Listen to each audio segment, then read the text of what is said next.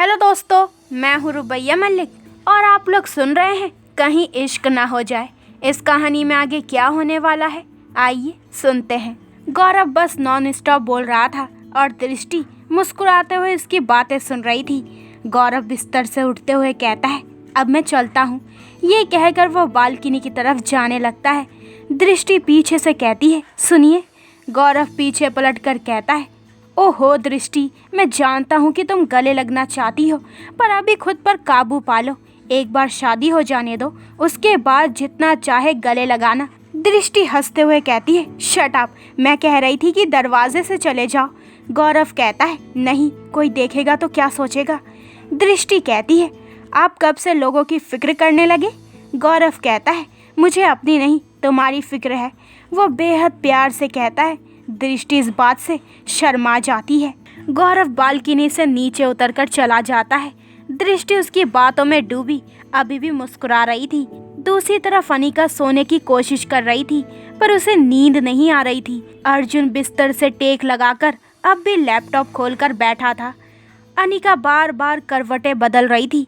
अर्जुन कहता है, क्या कर रही हो अनिका, सो जाओ ना। अनिका कहती है, अब नींद नहीं आ रही तो क्या करूं, नई जगह नया बिस्तर, उफ, तुम लगे रहो अपने लैपटॉप में। वो किसी छोटे बच्चे की तरह मुंह फुलाकर कहती है। अर्जुन मन में कहता है, बचपना तो कूट कूट कर भरा है इसमें। वो लैपटॉप साइड में रखकर लेट जाता है और अपनी आंखें बंद कर लेता है। अनिका उसके थोड़े करीब होते हुए कहती है, सुनो, नींद नहीं आ रही है, तुम सुला दो ना। अर्जुन अपनी आंखें बिना खोले ही कहता है, लोड़ी नहीं आती मुझे। अनिका गुस्से से कहती है, तो तुम्हें आता क्या है, रोमांस तुम्हें आता नहीं, प्यार जताना तुम्हें आता नहीं। फिर प्यार से अर्जुन के और भी करीब जाकर कहती है, कहो तो मैं सिखा दूं। इससे पहले कि अनिका आगे कुछ बोलती, अर्जुन एक झटके से उसे अपने ऊपर खींच लेता है और उसका सर अपने सीने पर टिकाते हुए कहता है, बिना अपनी आंखें खोले चुपचाप सो रही हो या मैं। अनिका कसकर अपनी आंखें बंद करते हुए कहती है, सो रही हूँ। उसका दिल बहुत ही बुरी तरीके से धड़क रहा था, जो अर्जुन ने भी महसूस कर लिया था। अनिका की हालत देखकर उसके होठों पर स्माइल आ जाती है। अर्जुन उसे अपने आगोश में भर लेता है। अनिका ने अब भी अपनी आंखें बंद कर रखी हुई थी और अर्जुन की हरकत याद करके उसके होठों पर भी स्माइल आ जाती है। वो अपनी बाजू अर्जुन के पेट पर लपेट देती है। दोनों बिना कुछ बोले एक दूसरे को महसूस कर रहे थे। जल्दी ही दोनों को नींद आ जाती है। अगली सुबह शुरू हो जाती है। शादी वाली चहल पहल दोनों ही घरों में शुरू हो जाती है। मेहमान आने भी शुरू हो गए थे।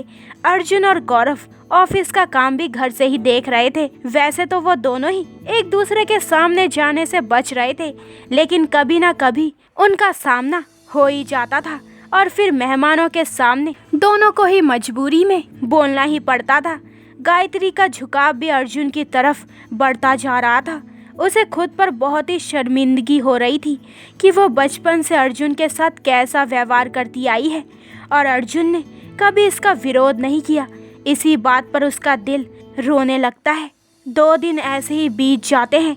गौरव को दृष्टि से बात करने का भी समय नहीं मिल पा रहा था और दृष्टि के घर पर भी यही हाल था। भले ही दृष्टि इस शादी से खुश थी, पर फिर भी उसके दिल के किसी कोने में एक टीस सी उठ रही थी। शादी तो उसकी करण से होने वाली थी और अब किसी न किसी बहाने करण की याद उसे आ जाती है, पर वो चेहरे से पता नहीं चलने दे रही थी। अपने घर वालों को खुश देखकर वो भी खुश थी। हल्दी वाले दिन सभी मस्ती मजाक करते करते गौरव को हल्दी लगा रहे थे। बस अर्जुन एक तरफ खड़ा सबको देखकर मुस्कुरा रहा था। अनिका भी सब रस्मों को देख रही थी। कहीं ना कहीं उसके भी अरमान थे अपनी शादी के, जो पूरे नहीं हो पाए थे। दृष्टि को भी हल्दी लगाई जाती है। खूब हंसी मजाक के साथ सारी रस्में पूरी होती है। गौरव नहाने के बाद दृष्टि को फ़ोन करता है। गौरव का नंबर देखते ही दृष्टि की आंखों में चमक आ जाती है। वो भी अभी नहा कर ही निकली थी। दृष्टि फ़ोन कान पर लगाकर कहती है, हेलो। गौरव कहता है, फाइनली तुम्हारी आवाज़ तो सुनी। पूरे 2 दिन हो गए यार, बात ही नहीं हो पा रही थी। पता है कितना मिस किया मैंने तुम्हें। गौरव नॉन स्टॉप बोल रहा था। दृष्टि को भी उसका बोलना अच्छा लग रहा था। वो मुस्कुराते हुए उसकी बातें सुन रही थी। गौरव कहता है, तुम भी कुछ बोलो ना दृष्टि। दृष्टि कहती है, आप बोलने देंगे तो बोलेंगे ना। गौरव कहता है, ओह हाँ, मैं ही कब से बोल रहा हूँ। अच्छा बताओ, हल्दी की रस्म हो गई क्या?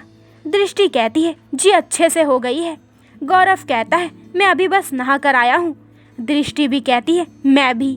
गौरव कहता है, अच्छा सुनो ना, मुझे तुम्हें देखना है। दृष्टि कहती है, नहीं, हम बाहर नहीं आ सकते, माँ ने मना किया है। वो बिस्तर पर बैठते हुए ऐसे बोलती है। गौरव कहता है, मना तो मुझे भी किया है, पर दिल नहीं मान रहा है। दृष्टि कोई जवाब नहीं देती, बस खामोश हो जाती है। गौरव कहता है, अच्छा वीडियो कॉल तो कर सकता हूँ ना? अभी करता हूँ। गौरव फ़ोन काट कर वीडियो कॉल करता है।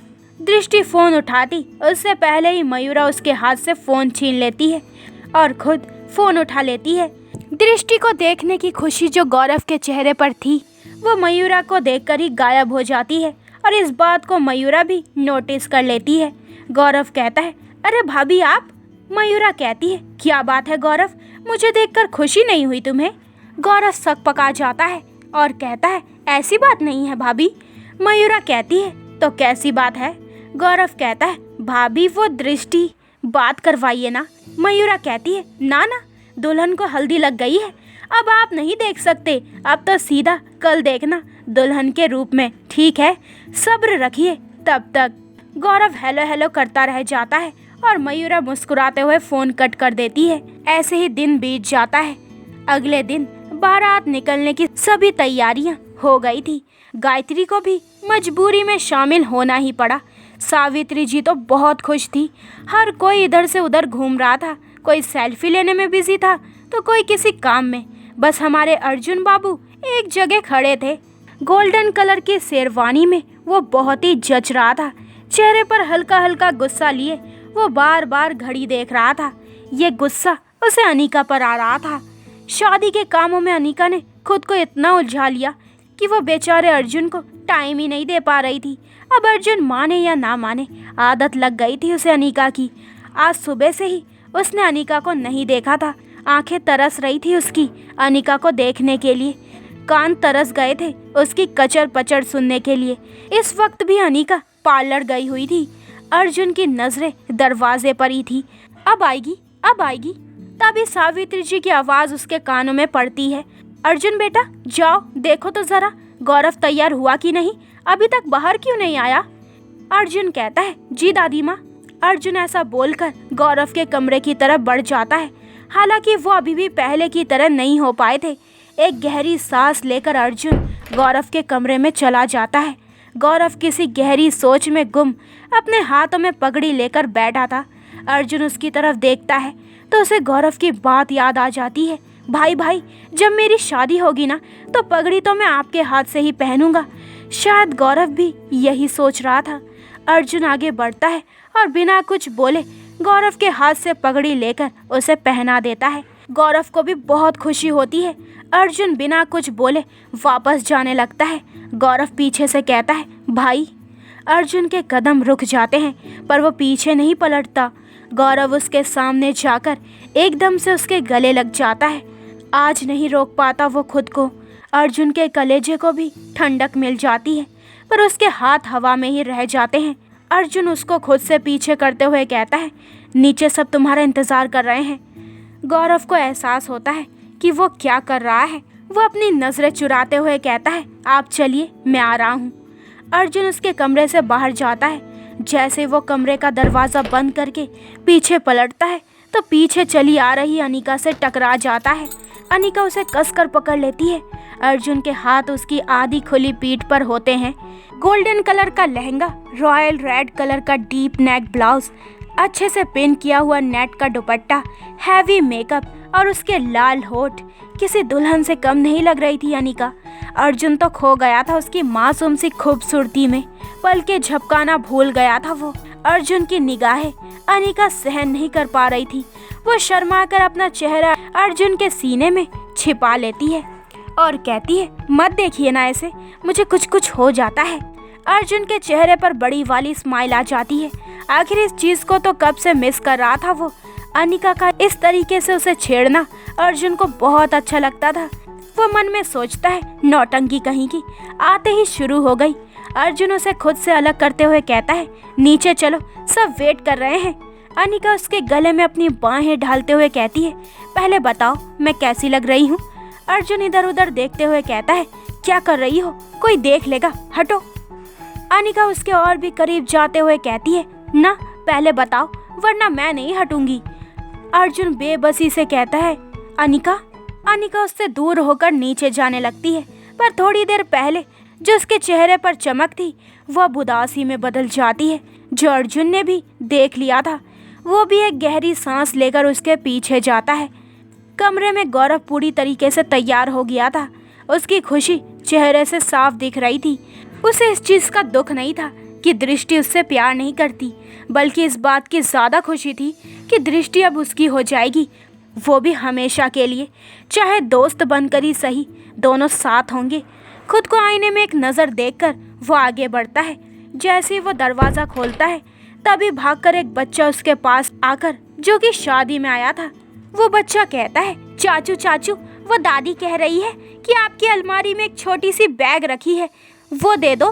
गौरव अपनी अलमारी खोलता है और बैग ढूंढने लगता है। वो जल्दी जल्दी कर रहा था और कपड़े भी बाहर गिरा रहा था। बैग उसको मिल जाती है। वो बैग निकालता है। बैग के साथ ज़मीन पर कुछ गिरने की आवाज़ आती है। गौरव बैग उसे दे देता है। बच्चा वापस दौड़कर चला जाता है। सब लोग तैयार थे। गौरव नीचे आ जाता है। गायत्री उसकी आरती उतारती है। अनिका भी सावित्री जी के साथ ही थी। अर्जुन की नज़रें रह रहकर उस पर ही जा रही थी, पर अनिका उसकी तरफ कोई ध्यान नहीं दे रही थी, जो अर्जुन को बिल्कुल अच्छा नहीं लग रहा था। वो बेचैन हो रहा था। बैंड बाजे के साथ बारात निकलती है। सब लोग डांस करते हुए आगे बढ़ रहे थे। गौरव मुस्कुराकर सबको देख रहा था। अनिका सावित्री जी के साथ साथ ही थी और यही बात अर्जुन को गुस्सा दिला रही थी। सावित्री जी गाड़ी में बैठ जाती है। अनिका भी उनके साथ बैठने लगती है। अर्जुन एकदम से आकर उसका हाथ पकड़ लेता है और सबसे नज़र बचाकर उसे अपने साथ ले जाता है। अनिका कहती है, छोड़िए, ये क्या कर रहे हैं आप? वो नाराज़गी से बोलती है। अर्जुन उसकी नाराज़गी समझ रहा था। वो अपनी गाड़ी के पास जाकर कहता है, गाड़ी में बैठो। अनिका मुंह फुलाकर कहती है, मुझे आपके साथ नहीं जाना।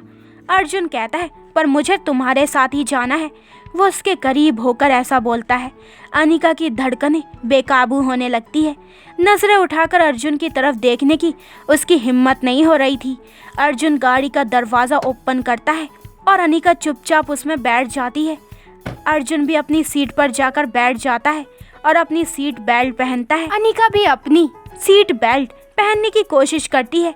ये देखकर अर्जुन के होठों पर एक दबी मुस्कान तैर जाती है। अनिका अर्जुन से नाराज थी तो वो उससे बेल्ट बांधने के लिए नहीं बोलती। अर्जुन आगे बढ़कर उसके ऊपर झुकते हुए अनिका की सीट बेल्ट बांधने लगता है। अर्जुन की उंगलियां अनिका की गोरी कमर को छू रही थी, जो दोनों को मदहोश कर रही थी। अनिका के हाथों की मुठ्ठियां कस जाती है। वो अपनी आंखें बंद कर लेती है। अर्जुन सीट बेल्ट पहनने के बाद अपने होठ उसके कान के पास ले जाकर कहता है, बहुत खूबसूरत लग रही हो। अनिका के होठों पर मुस्कान तैर जाती है। गोरे गोरे गाल शर्म से लाल हो गए थे, पर वो अपनी आंखें नहीं खोलती है। अर्जुन अब भी उसके बेहद करीब था। बोलते वक्त अर्जुन के होठ अनिका के कान को छू रहे थे। अर्जुन शरारती लहजे में कहता है, और तारीफ सुननी है। अनिका बंद आंखों से अपना चेहरा फेर लेती है और उसकी मुस्कान और भी बड़ी हो जाती है। उसकी उदासी पल भर में ही गायब हो जाती है। एक अलग ही नूर बरस रहा था उसके चेहरे पर। दोनों के ही चेहरे पर दबी दबी मुस्कान थी। दोनों ही बिना कुछ बोले अपना चेहरा फेर लेते हैं। इधर लाल जोड़े में सजी धजी दृष्टि बहुत ही खूबसूरत लग रही थी। उसने चेहरे पर मुस्कान सजा रखी थी ताकि कोई उसका दर्द ना देख सके।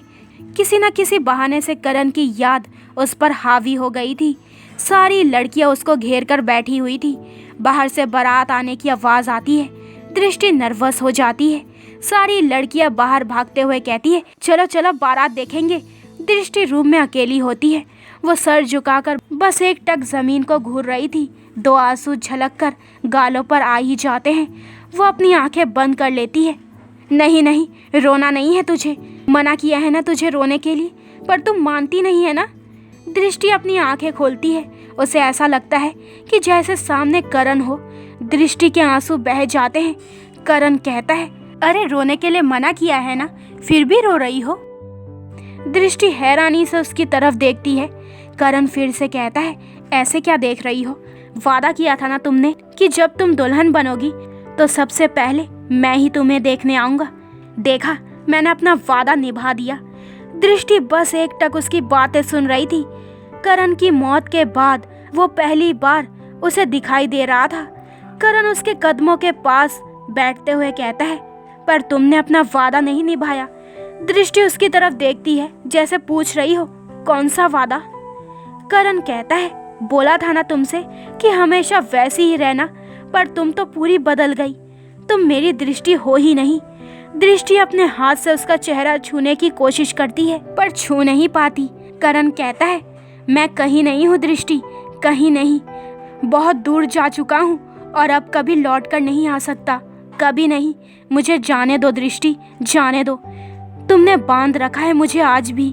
जब तुम्हें ऐसे देखता हूँ बहुत तकलीफ होती है मुझे। इधर नीचे बारात का स्वागत बहुत ही जोरों और शोरों से किया जाता है। अर्जुन और अनिका दोनों साथ साथ ही थे, बस दोनों कुछ बोल नहीं रहे थे। दोनों ही तिरछी नजरों से एक दूसरे को देख रहे थे और फिर तुरंत नजरें फेर लेते हैं। अनिका के मामा मामी भी आ जाते हैं। अनिका उनके साथ बिजी हो जाती है। अर्जुन भी शादी में बिजी हो जाता है। कुछ देर में दृष्टि की माँ और मयूरा दृष्टि को लेने आते हैं। दृष्टि को तो कोई होश ही नहीं था, उसके कदम साथ नहीं दे रहे थे। वो बस करण के अक्ष को देख रही थी। करण दृष्टि का हाथ पकड़ लेता है और कहता है, चलो दृष्टि, तुम्हारी आने वाली जिंदगी तुम्हारा इंतजार कर रही है। मेरे बारे में मत सोचो, मैं कहीं नहीं हूँ। मैं सिर्फ तुम्हारा बीता हुआ कल हूँ जो कभी वापस नहीं आएगा। मयूरा कहती है, चलो दृष्टि, क्या सोच रही हो? करण दृष्टि का हाथ पकड़कर आगे बढ़ जाता है।